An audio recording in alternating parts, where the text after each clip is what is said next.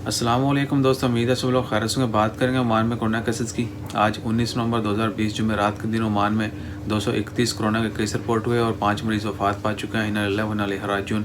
Oman में corona cases की कुल तादाद 1,21,360 हो चुकी है, जबकि सेहतियाब होने वालों की कुल तादाद 1,12,406 है और वफात पाने वालों की कुल तादाद 1,365 है। जबकि पिछले 24 घंटों में 23 मरीजों को हॉस्पिटल में एडमिट किया गया और 272 मरीज कुल तादाद मरीजों की जो हॉस्पिटल एडमिट हैं 272 है, जबकि 127 मरीज़ अभी तक ICU में हैं।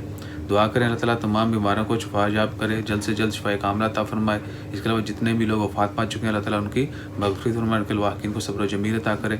Dear all, today on 19 November, Oman report 231 COVID-19 cases and 5 deaths. In Oman, total cases reached 1,21,360 and total recoveries 1,12,406. And total death in Oman due to COVID-19 are 1,365.